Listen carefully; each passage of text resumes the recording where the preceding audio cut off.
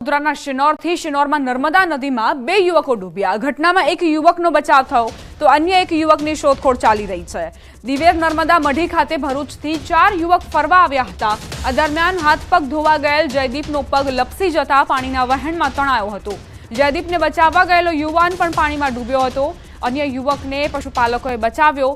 લાપતા જયદીપની શોધખોળ માટે પોલીસ, કરજણ ફાયર વિભાગ અને સ્થાનિક તંત્ર ઘટના સ્થળે પહોંચ્યું છે।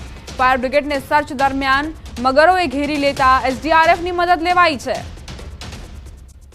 તળાવમાં કારની શોધખોળ। ખટંબા ગામના તળાવમાં કાર ખાબકી હોવાની માહિતી હતી। કાર તળાવમાં પડી હોવાનો ફાયરની ટીમને કોલ મળ્યો હતો। તળાવમાં 5 કલાકથી કારની શોધખોળ ચાલી રહી છે। કારમાં કેટલા લોકો સવાર હતા તેની હજુ સ્પષ્ટતા નથી થઈ। કાર તળાવમાં પડતા જ આસપાસના વિસ્તારના લોકોએ તાત્કાલિક જ ફાયરની ટીમને જાણ કરી હતી। ટીમ આવી પહોંચી છે। રેસ્ક્યુ ઓપરેશન ચાલી રહ્યું છે, પરંતુ હજુ સુધી કારની કોઈ જ ભાડ નથી મળી।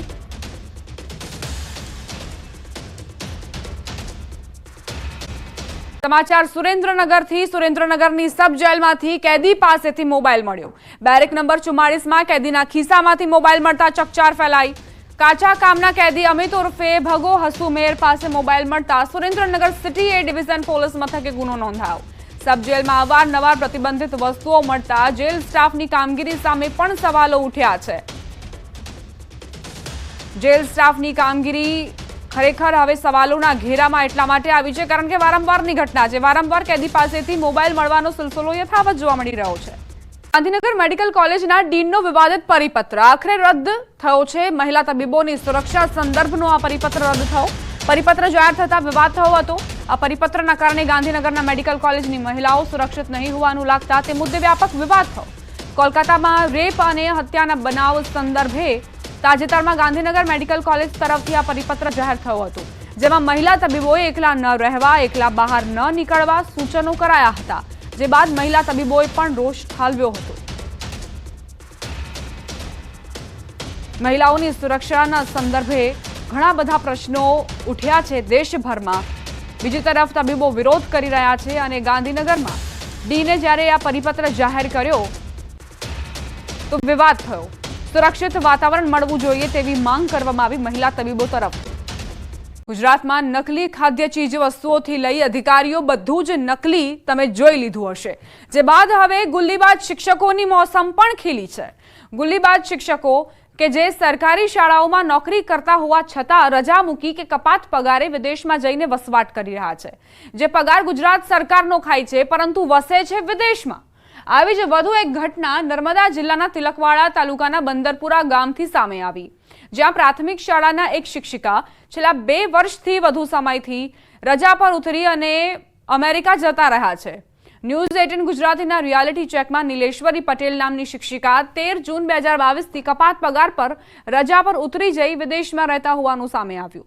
અમે જ્યારે શિક્ષકોનું હાજરી પત્રક તપાસ્યું ત્યારે ખબર પડી કે યુએસએમાં જવાના કારણે કપાત પગાર પર આ શિક્ષિકા જતા રહ્યા છે।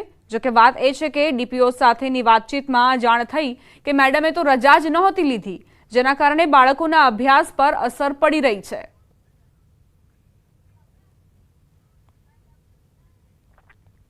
મેડમ છે, બેન ભણાતા હતા આગળ, યાદ બે 2.5 વર્ષ જેટલા ટાઈમ થઈ ગયો એ વિદેશ જતા રહેલા છે।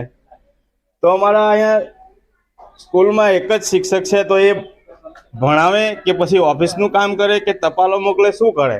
તો અમારા વિદ્યાર્થીઓ પર જે ભણવા આવે છે 43 વિદ્યાર્થી, એમને બહુ મોટી અસર પડે છે। શિક્ષકો હોય જે વિદેશમાં હોય અથવા તો અન્ય જગ્યાએ પણ નોકરી કરતા હોય ને શિક્ષકની પણ નોકરી કરીને પગાર લેતા હોય, તો સરકાર આના માટે બિલકુલ કટિબદ્ધ છે। આની સાથે સરકાર તપાસ કરી રહી છે।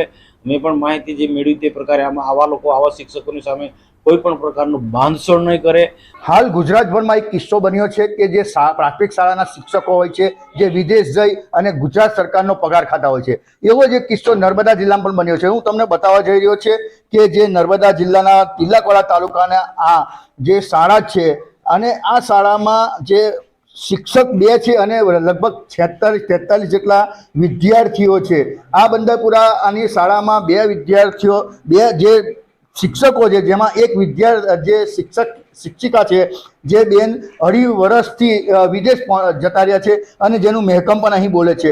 આ બાળકોને શિક્ષણ તો આપવામાં આવે છે, પરંતુ જે એક જ શિક્ષક હોવાને કારણે શાળાનું જે ભણતર છે એ ભણતર બગડી રહ્યું છે. ત્યારે આપણી સાથે ખાસ વાત કરીએ તો જે શિક્ષક ભણાવે છે તેમની સાથે વાત કરીએ.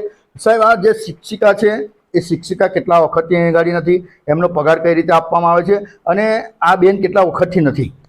શાળામાં છે ને તે નીલેશ્વરીબેન દેવાભાઈ પટેલ જે 2 વર્ષ ને 2 મહિનાથી ગેરહાજર છે.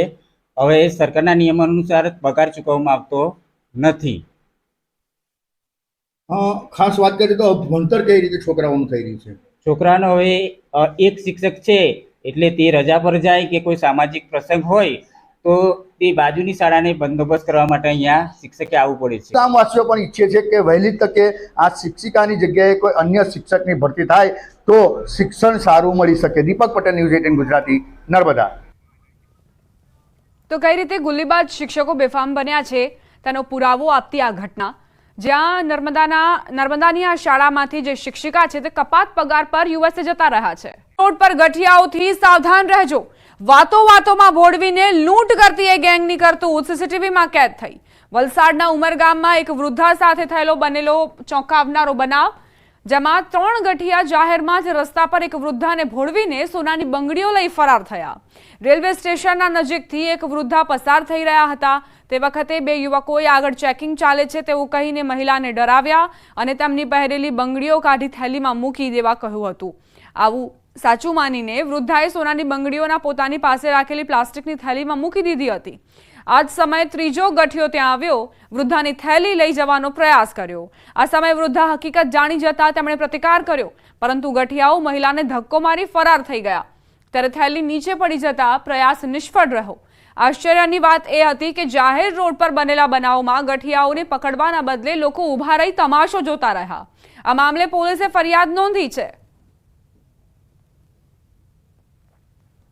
માતાજીના ધામમાં ધર્મશાળામાં રોકાઈ જુગાર રમતા 37 જુગારીઓ પકડાયા. બનાસકાંઠાના અંબાજીમાં પોલીસે 2024નું સૌથી મોટું જુગારધામ ઝડપ્યું છે.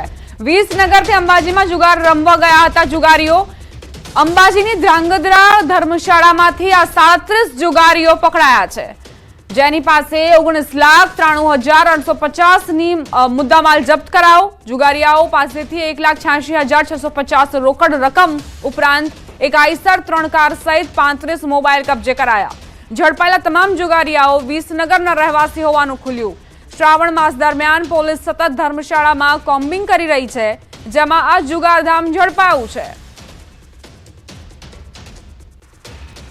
38 માણસો અને 19,93,000નો મુદ્દામાલ, જેમાં રોકડ 1,86,000 અને 37 મોબાઈલ તેમજ એક આઈસર ટ્રક, એક વેગનાર ગાડી, બીજી ક્રેટા અને એક અમેઝ ગાડી એમ અને 37 મોબાઈલ એમ ટોટલ 1,93,000નો મુદ્દામાલ જપ્ત કરેલ અને આરોપીઓને અટક કરી અને કાયદેસરની કાર્યવાહી કરવામાં આવેલ છે.